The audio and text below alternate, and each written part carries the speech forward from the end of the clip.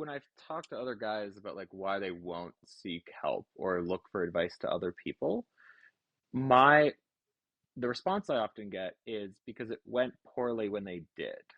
Is that when they did seek advice from other guys, I would say my experience with it, and I would love to know if you know like research behind this, is that men aren't as good at sharing their struggles, but men are also not great at receiving someone else's struggles and helping people move through that. And so it ends up being, like a guy will look, hey, like goes to another guy who's struggling, and then he'll give kind of like, oh, sucks, bro, kind of answer, but isn't quite great at helping him move through that.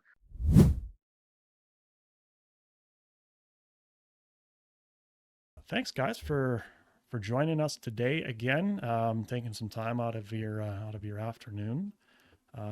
We're looking forward to a really awesome conversation about men's health, in particular, men's mental health.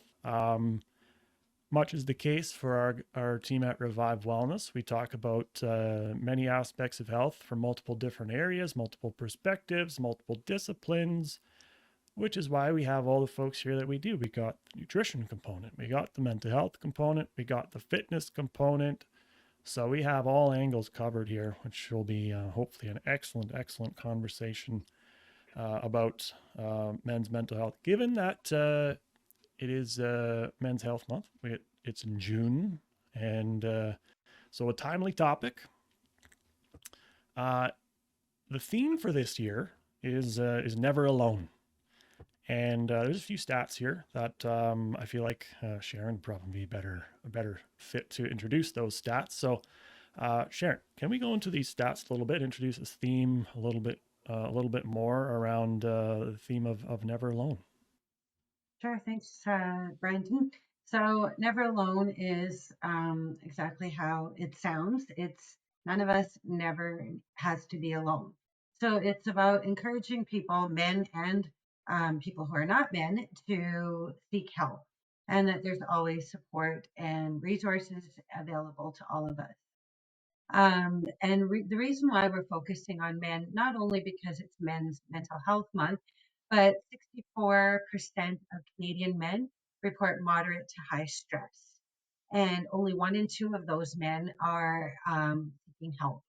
And so men are at a higher risk of social isolation and negative outcomes when it comes to their mental health. So really, we want to try to change that and encourage men to seek help when they're struggling with isolation or any other kind of mental health struggle. Mark or Matthew, what from your areas and your perspectives, given your disciplines, what are your thoughts about those stats, given the theme for the month? Sure. Yeah. So specific to nutrition, I think that one component there is that, as we've emphasized in other episodes, there are connections when it comes to mental well being as well as nutrition. And in the context of stress, as that statistic that Sharon reported there, stress can have a big impact on what we decide to eat, when we decide to eat, how much, cravings, hunger. And for different people, that can look very different. For some people, high levels of stress like that can lead to maybe eating more than they intend, maybe eating less than they intend, not eating much at all during a certain period. And I'd say that is, yeah, one nutrition specific piece that we can dig into a little bit deeper later on. Mark, what do you think from your perspective? One thing I've definitely noticed with men versus women when it comes to fitness is that men are also very unlikely to seek help, where they kind of feel like they need to do it on their own. Even in the field of personal training, most clientele, I think it's like 80 to 90% are women.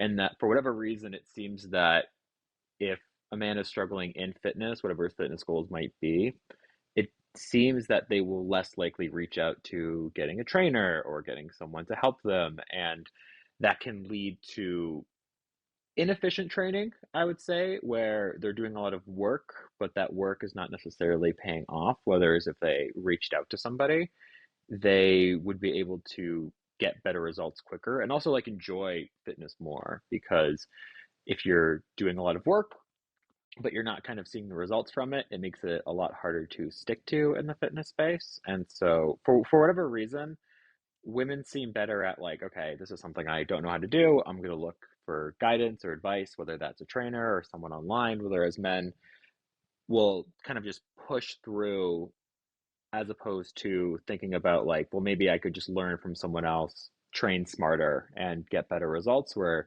men will often just be, well, like, I'll just go even harder than I did last time, as opposed to thinking about, is the training that I'm doing actually make sense for what I want? So I've definitely noticed they're less likely to reach for help in the first place.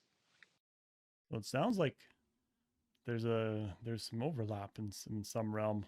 It sounds like um, interesting, interesting. And I mean, it's interesting to me too because now, not obviously knowing the fitness space like to what you do, it doesn't really surprise me, which is unfortunate that it doesn't surprise me because there are probably reasons why that doesn't necessarily surprise me. But um, Sharon, I'm curious about your take on that, either in a general sense or that concept of not seeking help, which actually kind of is into the next section. But yeah, what are your thoughts on that? Yeah, so to Mark's point, I actually teach fitness classes and attend fitness classes as well. And I would say huge percentage of the people who attend my classes are women. And I never actually really thought about it until Mark kind of mentioned it. But yeah, men, they want to go do their own thing, right? They certainly don't want, I guess my assumption is they don't want a woman telling them how to lift weights or how to do, whatever physical activity it might be. And I think generally speaking, men are coaches. We've seen that men are typically the coach, they're the instructor, they're the ones who give advice, give suggestions, give information. So it makes it that much difficult to seek information and to seek help. Whereas I think women are a little more open to kind of hearing different perspectives and getting information. So, yeah, I think definitely I've seen that. And in the mental health space, I would say predominantly women are conditioned and socialized that it's okay to ask for help. It's okay to show tears. It's okay to be vulnerable. Whereas for men, a lot of times that's presented as a sign of weakness. You should be able to solve your problems on your own. And matter of fact, you should be able to solve everybody else's problems too. And so there is still that stigma of asking for help as a male person. Yeah, appreciate that. Um, Go ahead.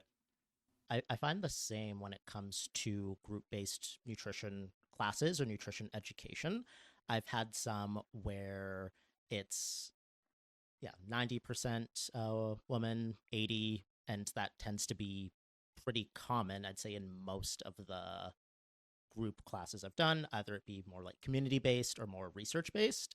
It's very much female predominant.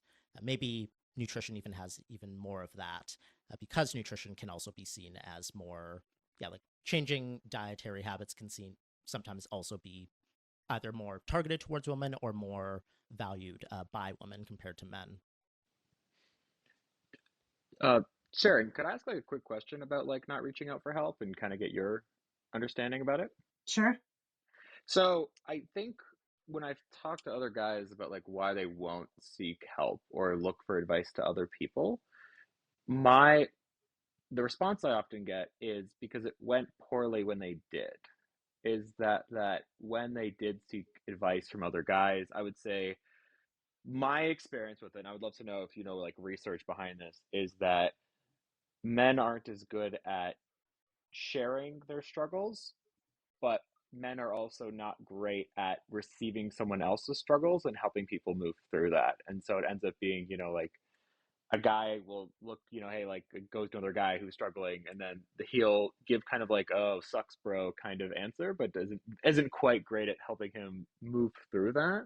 Hmm. That's been my personal experience, where often in the past when I didn't ask for help, it's just because it was anything from indifferent to not very helpful with my struggles. I don't know if there's research on that, on men seeking help from other people and how it went, but I'm curious if that's one of the reasons why men don't look for guidance from other people. I'm just curious on your thoughts on that. Yeah, I think it definitely could be. I think communication can be a bit of a problem. Men are not necessarily socialized to communicate about feelings and emotions and that kind of thing. So when they try to, it's sometimes hard to ask for what you need. And so if you're not being direct about what it is you need, you're not necessarily going to get the help that you're seeking. And then also, the men that you might be reaching out to don't know how to respond because it's still kind of novel in a way to be able to provide that help. So you're right, it does turn into, let's just go for a beer, or let's go work out at the gym and deal with our stress that way, which isn't necessarily a bad thing, but that person may be seeking a little bit more than that. And I think there's just a lot of discomfort for a lot of men to talk about these subjects amongst each other. And so that discomfort kind of then gets interpreted as indifference or not caring, when it's just they just don't know how to deal with that because it's just not been part of their sort of background or their history. And when you talk about like bro culture, like what do guys do when they go together? And I know I'm stereotyping a little bit here, but you watch the hockey game, you're not talking to each other. You've been with your friend for 4 hours, but you're both staring at the same screen, or you're playing video games together, or you're playing a sport together. So you've still spent, 3-4 hours with your friends, but it's not really a space where you can sit across from each other and communicate about what might be bothering you. Does that make sense?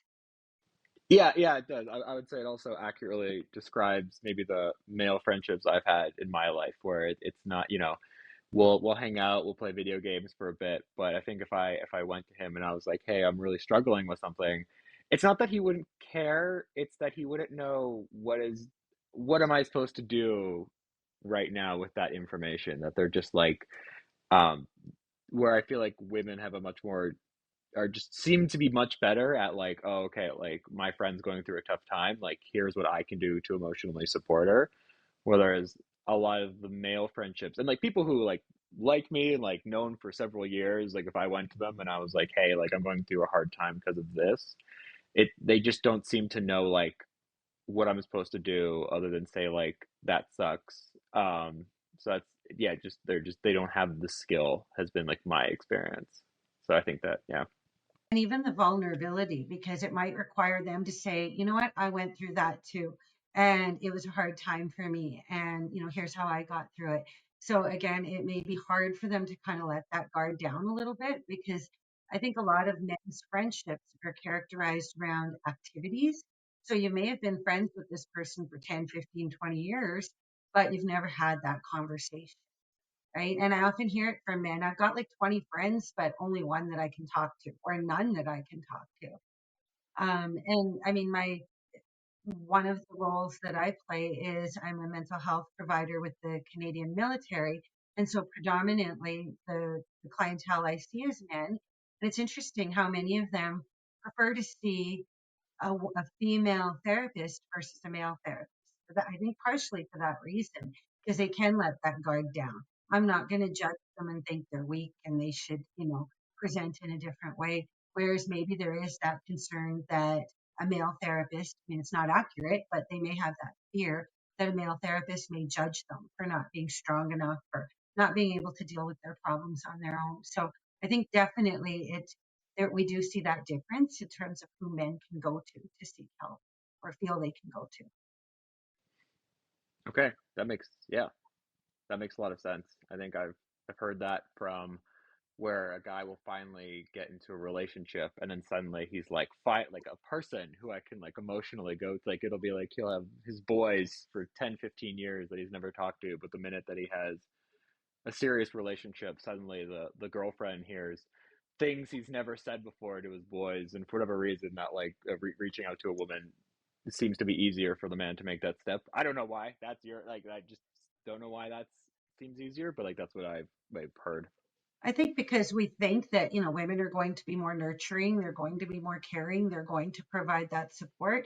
And I think a lot of men fear they're not going to get that from their buddies.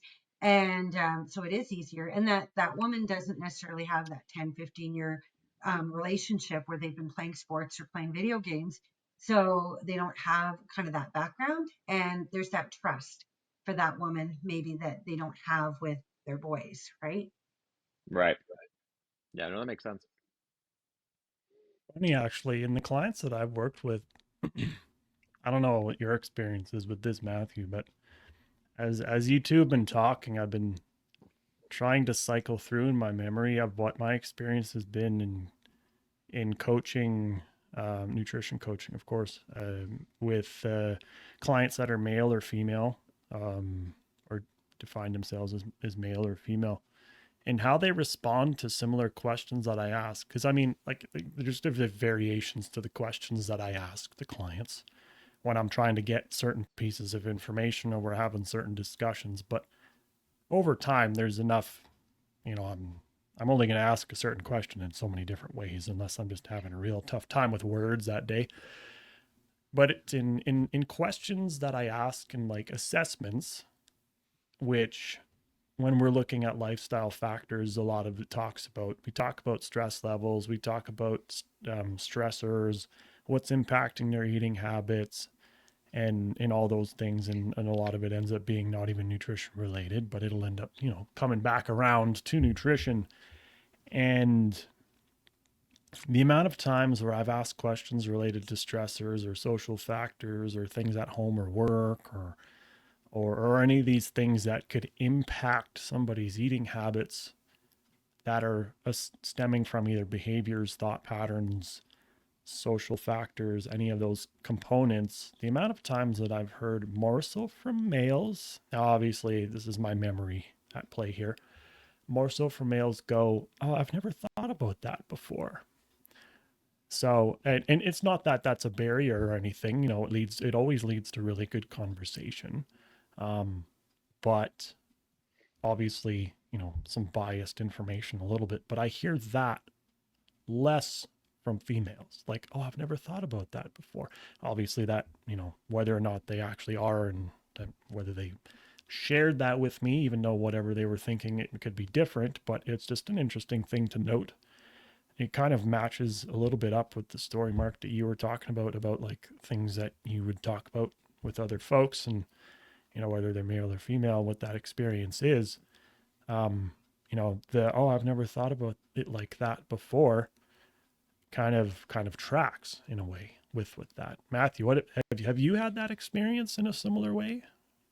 Yes, I'd say my experience is similar there in that, yeah, for female clients, there's on average, and again, this is anecdotal, but on average seems to be more awareness of how those things all interact with one another, between like how stress can impact things like, yeah, not even just stress, but general mood impacts things like nutrition, hunger, awareness, all of that, and how it's all interconnected in impacting our health behaviors, not just eating, but things like levels of physical activity, even things like how we're interacting socially, and just a greater awareness of the connections between these things, I'd say, on average. And so it gets a bit challenging early on in the journey when I start working with some clients where there's more challenges there. There's a lot of value in slowing down and spending time and understanding those elements. There's a lot of long-term value and in impact that we could have in those conversations. But sometimes the challenge there goes, well, we're spending a lot of time in this area, and we're not getting to the juicy stuff quick enough in the journey, meaning like, meal plans, meal preparation, all these things. If somebody's trying to change their habits related to their eating, and we're pit stopping in a conversation about mood and cravings and stress levels, and like there's a lot of stuff that we need to unpack there, which means we may take more time, yet there's on the other side, on the client side, sometimes like let's rush through this because it's maybe not as important, but it is important. It's now not to say that I would rather like rush through all the things. Like, I mean, really, I do my job better when we have those conversations because then my advice can become more tailored. The client has a better understanding of how everything is coming together. And so for those that, go, oh, I've never thought about that before. The point is not that we're going to sit here and go, ha ha, you don't get it. That sucks. See you later. You know, we're all about helping people understand those things. If this is the first time that they've talked about it in this context, cool. That means that we have a lot that we can learn and a lot of room that we can improve, a lot of things that we can do together, and perhaps even not necessarily feel so pigeonholed with, I don't know why things are the way that they are, and I don't know why I can't change my eating habits. I keep trying and I can't do it. This is where some of those breakthroughs happen in some cases, I feel like. And it sounds like your client in that situation feels heard and there's some trust now built, right? If they're willing to share something that is very, that they're very vulnerable about, they're going to be more likely to take your advice and the education that you provide around nutrition and healthy eating. So I think it's a big part of the work that you and Matthew were doing, is building that trust and digging into some of those barriers that might be standing in the way of them making the health changes they need to make. Yeah, I, it's a worthy conversation. Mark, I'm curious, did any of that in your area, any of that resonate with any conversations you've had with clients? With being able to kind of let people open up and having the right conversations, is that Yeah. And then, if early on, when you're talking more so on the behavioral aspects, if that comes up, now please feel free to correct me if because I don't know your process in and out like you do, but if there's any conversation that comes up around behaviors and habits related to fitness, and then there's like an indication that the client is trying, but there's just continually things that are getting in their way from being able to execute it, and they're not sure why. And so you start going down the path of perhaps asking questions about why that might be. And then, how does that go? Is it usually a good experience? Is it a difficult experience? the one the one thing that I've noticed that is different on average for men is women will be very critical of themselves, almost to like a fault in training, where they're actually doing a really good job, but they won't, but they're messing up one thing, and they'll think that they're doing terribly. Where men will almost not focus enough on the things they need to work on. Where let's put it this way. If the guy should be deadlifting 200 pounds, he's much more likely to put 225 on the bar and just go for it, and it's much more willing to sacrifice and to be clear, I was this guy, so no judgment. That they're much more willing to sacrifice the moment for more weight, makes them feel confident, makes them feel like they're progressing more, which is awesome. The challenge that runs with this, as well as like just being an increased injury risk, is that you can only cheat the program so much before it catches up, and then you hit these really hard plateaus.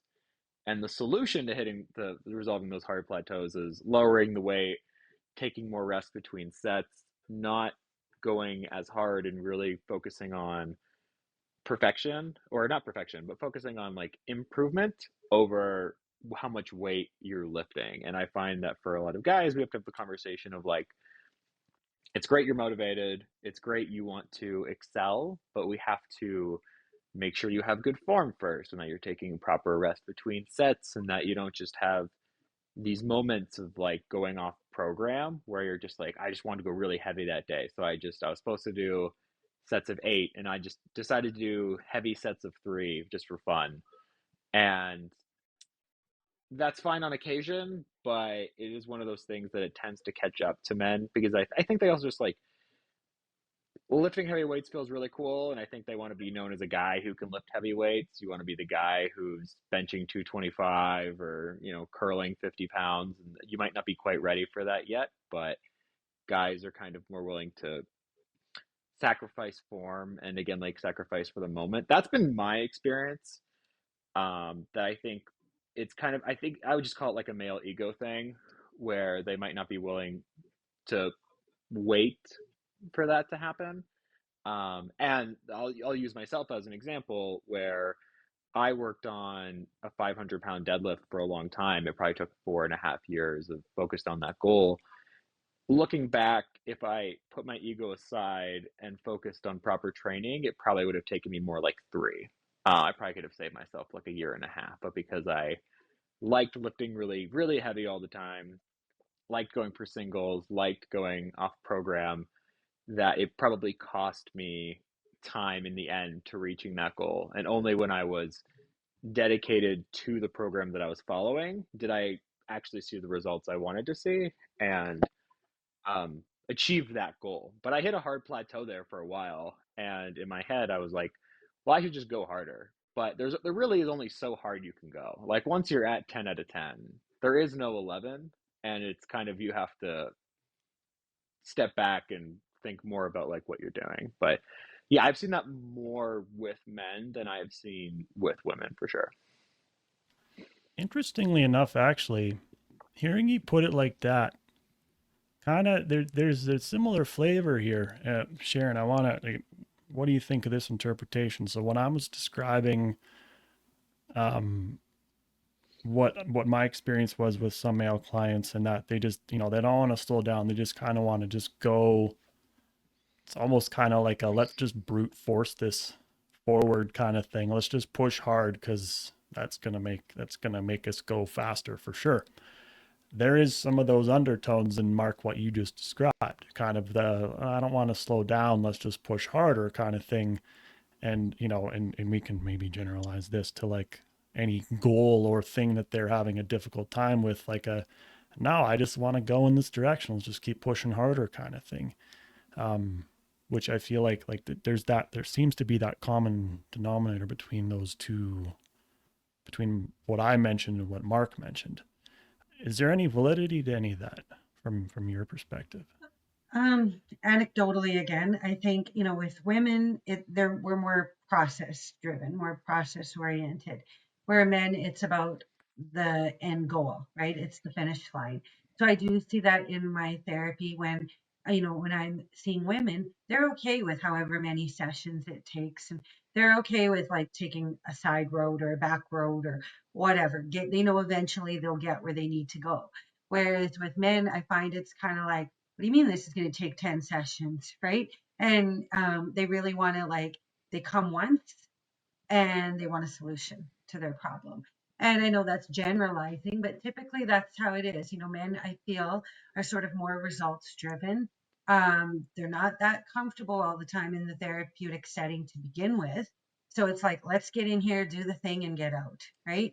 Whereas for women, talking and kind of opening up and sharing and looking at different perspectives, that's something that maybe they've always done. And when Mark talks about his experience in the gym, same thing, where women are, you can give them direction, you can give them, a different way of looking at things, and they seem open to that. Whereas with men, it's like, put on the headphones and they're not hearing yet necessarily, right? So I think it's kind of, it's just sort of the way that we've been socialized, right? Where women are okay, since we were little girls, to get direction, to get help, to seek help, get that support, whether it be from a caregiver or a teacher or whoever, where little boys were not socialized to do that. You figure out your problems on your own, you figure out how things work, and you make it work. You don't go asking for help because that may be a sign of weakness, or it might threaten masculinity. And so the gym is an environment where it can be very much focused on masculinity. And so for that, young man, and I'll just say young man, to go in the gym and not necessarily know what he's doing, not necessarily know the correct technique or the correct form, that's a place where your vulnerability is on display to men who may be intimidating to you already. And so now to kind of show them what you perceive as weakness just isn't going to happen. You'll thug it out and lift that heavier weight if you need to, just to show that you belong there. Would you say that too, Mark? Yeah, no, I would say, and again, I was this man, so no judgment, but definitely, you know, we'll sacrifice range of motion, we'll sacrifice form. I think you also don't want to be the weak guy in the gym where it's in the setting you're seeing other guys with these heavy weights and you don't want to be the guy who's everyone else is doing 225 and you're the one doing 115, and so you're going to sacrifice form a little bit so that you're not that guy, but it really holds back progress in the long run. And men who are comfortable with being maybe not the strongest in the gym, maybe not the most muscular in the gym, but you want to do good training and focus on the process, those men win overall, but they don't win in the moment. And so that's kind of what I've noticed. And this was a lesson I had to learn. The hard, I'm good for it now, but the lesson, it was a lesson I definitely had to learn. And definitely as a young man, I was like, no, I'm going to go as heavy as possible. And the form was questionable at best. But I got the lift and we're going to count it on the program. And that was something I had to reassess as I got older. All right. So with the remaining time, I mean, if my catchphrase, apparently, we could spend hours here talking about this topic, and I would love to, but we don't want to make the podcast episode 2 hours long.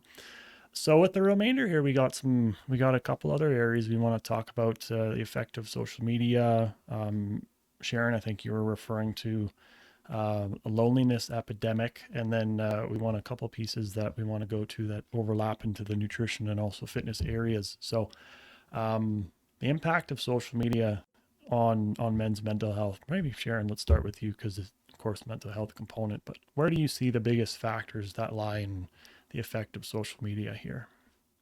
Well, I think like we can reach out to so many people across the world, multiple people at once. So that would make one think that loneliness isn't a problem because we're more connected than we've ever been. But really, what is the kind of richness of those connections, right? So as we talked about earlier, you can be online with somebody all day, every day, playing video games or, watching a movie together, whatever it might be, but you've never had a real conversation with them about what bothers them, what struggles they're having, that sort of thing. So in a way, social media actually makes us feel less connected to people. And just the work that I do, working with a lot of young men, they tend to go to work all day, don't really share how they're feeling because it's not the place to do it. So they go home and they go onto their computer and they eat there, they sit there until, they go to bed basically. So they've kind of been among people, among friends, but they're still isolated because they've never really opened up or talked about what's bothering them. And I think, the COVID-19 pandemic didn't really do us any favors because that just became the norm and the way of life for a lot of us over that 2, 3 year period. And we kind of lost those skills of going out and trying to meet people and going places where people are because we weren't allowed to for so long. And so then I think just being online, being connected, but not connected to people, just it's been a hard thing to get out of. And I won't even talk really about like AI and all those sorts of things where people are, feeling like they've got friendships with um, people that aren't really people, if I can say that. Like it's sort of that's who they open up to, but it's not a real person that they can share feelings with and reciprocate any type of relationship with. So that's where I feel like social media has contributed to this loneliness epidemic.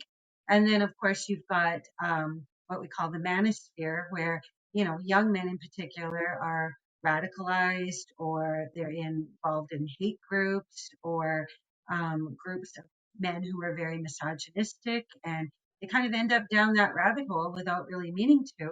But those people give them a sense of belonging, much like gangs used to be. They kind of give you a place where you feel valued, you feel important, and some of these sites and some of these online predators kind of find people like that. And so then that just kind of, you start to feel like that's your family and that's who cares about you. And it may not be true. So those people are then putting themselves at an increased risk of further loneliness, depression, anxiety, lots of psychosocial problems. Yeah, historically with social media, when things were more in an like infancy, early stage, people would use sites to either like enhance or to more efficiently plan and meet up to do things more in person. But now it's more just a replacement instead, rather than messaging each other to meet up somewhere and then do something together. It's more that's what we're doing together, just on yeah, just on a site or texting or on a platform together. And I also agree with what Sharon said there about how some people are using these real issues to do more, I would say, predatory things in a way where it's more recruitment into certain either ideologies or movements or platforms. And it's, yeah, essentially taking advantage of vulnerable people who are not doing well and do need real support, but simply it's not getting it in the right place because it's those other places are just becoming more and more common every day. Yeah, I hear that. I hear that a lot. Uh, and I mean, the effect of all of those things too is kind of, it's so easy to take a lot of things that you'll see in those areas online as face value. Oh, you want to think the best out of everybody. I mean, we're using the tools all together. We're kind of doing all things in similar ways, or at least that's maybe the unintended assumption. Why would I need to think critically or proceed with caution in certain areas? And much over time, things just kind of slowly change, slowly change, slowly change, and before you know it, your feed can be unintentionally tailored in certain ways that can sometimes fuel really not great things about what you're doing or twist your thought patterns, behaviors, around even nutrition. I see that quite a bit. There's, a generalization around what you see on your feed going, oh, this is what's happening to most people, and then comparing that to what I'm experiencing as an individual going, well, I'm sucking. Everybody else is doing great. Why bother? Kind of thing. And so that's a whole other angle, which can be really a slippery slope of sorts in some ways. Mark, from what you've seen in the fitness community, I would expect there to be some element of consistency with what I mentioned, what Sharon mentioned, or maybe other things. But what's your take on this? Yeah, I think in the big challenge that I think, and this has existed in the fitness space for a while, is just the unrealistic body you would attain through fitness. Is that you're constantly seeing the top 1% of looks, and I think why this is a problem is because there will be people who are actually doing a really good job. Like they're training, they're building muscle, they're getting stronger, they're doing all the things that they're supposed to be doing, but they don't look like the people on their feed. I would add that the people on their feed are very often top 1% of genetics combined with drugs, combined with the perfect angle and lighting. And when you create that kind of bar, there could be someone who's working out, doing a really good job, has made positive changes to their life, but they don't look anywhere close to this person because they're not a top 1%er on steroids. And I think, especially in the fitness space, the use of these drugs is a lot more common than people think. Even some people are open about it now, which I think has been kind of mixed because now that they've been open about it, I think there's young people who are like, oh, well, they're using it and I want to look like them, so I'll use it too. And they're kind of only talking about the positives and none of the negatives.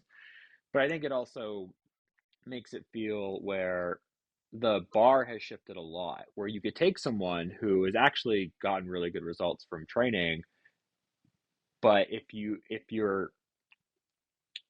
all you know is online, you could look at that person and be like, oh, does that person even work out? Because they have a look that is nowhere close to the people they see online. And I think this has created, we talk a lot about body image issues for women online, and it's totally true. I think the thing we don't talk about is that men are unfortunately catching up. Where an example of this is that you look at Wolverine from 2009, and he just kind of looks like a guy who works out. And you look at him at 2025, almost 20 years later, dude's put on 30 pounds of muscles, like he looks like almost looks fake. Like he almost like it just like it's not even real. And I think the fitness space has gotten way out of hand where what you're supposed to look like if you're a person who goes to the gym is so far off the mark of the regular person.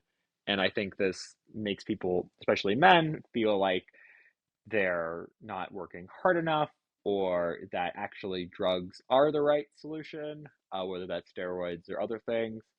And just creates an unrealistic standard for what your fitness journey is supposed to be like, and that you could be working really hard, but you're not like insert favorite fitness influencer, and can make you feel either dissatisfied or to take actions in your journey that are problematic. And that's kind of what I've noticed. And with AI, it's only going to get worse. And editing, people always talk about editing photos, but you can also edit videos, and it's not actually that hard. Where you're comparing yourself to the top 1% genetics on drugs, perfect lighting, video shop, Photoshop. Like and if that's your bar, then like, yeah, you're probably going to be unhappy with how you look. But I think we need to remove that bar from your life because you're basically comparing yourself to a cartoon character at this point. It sounds kind of it when you put it like that, kind of silly, but when you peel back the layers and look at it from a general perspective, that it's kind of that. And Matthew, I you noted a little earlier that you wanted to talk a little bit about disordered eating in this space because it's a very real thing on its own. Everything that Sharon and Mark have said thus far, I feel like kind of sets the stage for a lot of really not spectacular relationships with food. What would you say? Yes, it certainly does. And I think one important place to start is that when it comes to unhealthy eating behaviors or even disordered eating, both of those are things that lie on a spectrum. So forms of disordered eating or disordered eating habits do not mean a like diagnosed formal eating disorder, but they are still concerns that we want to consider when it comes to health and nutrition. So that's one important piece. But even leading up to that, before we get to a point of disordered eating, there are still aspects of this that things that Mark and Sharon shared that can lead to unhealthy eating behaviors or views of food and nutrition. I'd say that the main stereotypical one when it comes to the fitness space is things like protein needs, where people will go around thinking like I need like multiple grams of protein per pound of my body weight to make sure that I'm maximizing what I can get from that. And if you are, as Mark said, like not taking drugs and training in just a regular, consistent way, your chances are you're not going to need that or benefit from that. And we also want to consider that when we have one part of our diet making made up of one thing, that also displaces other important things that are also important when it comes to general health and fitness. Like we still need carbohydrates to help fuel us and help recover and grow through fitness training. We still need fats for healthy hormonal levels, which is which is its own other side of this whole thing. So there are definitely views of food and nutrition that are shared where things get quite skewed. And then that's one side. But then there are things like disordered eating and eating disorders where stuff like that is also becoming more recognized as not as much of a like one side or one gendered problem as previously thought, although it does seem to manifest in different ways. There are males who, as Mark said, are more concerned with appearing larger and bigger and stronger and trying to have and having that warped view of things. But there are also males that struggle with other forms of disordered eating that are traditionally thought of as feminine or as more so problems for women, including things like bulimia, things like anorexia that have been previously thought of differently or just more so one sided. But it is important to note that disordered eating, unhealthy eating habits, and just general struggles with food are an issue that impact everyone. I totally agree with everything you're saying. I think I've noticed this in the bodybuilding world where disordered eating habits can often be masked as, well, I'm just grinding hard enough for the goal. And it's even I've seen this so often where like if a bodybuilder just told you about what their eating habits are like outside of the context of being a bodybuilder, almost for sure they would get some kind of, and I think there was actually research on it that like male bodybuilders, if they were they could be easily be diagnosed. I think it was like 63% of male bodybuilders, if they went through the criteria list, could be diagnosed. But because it's part of the sport, because it's part of like the grind and it's so common in that culture that it's not seen as disordered, it's actually seen as like, well, I'm just so committed to my thing. So I just wanted to add that as well. As it's, yeah, I see that a lot in the fitness space. Yeah, I've heard that a lot too from some of my clients for sure. Well, team, it's been a blast. Again, I'll repeat myself. We can keep talking, and I would love to, but perhaps we'll let's set the stage for an amazing episode down the line at some point. But for now, I think it would be an excellent place for us to leave it for today. Thank you, Matthew, Sharon, Mark, for joining, sharing this conversation.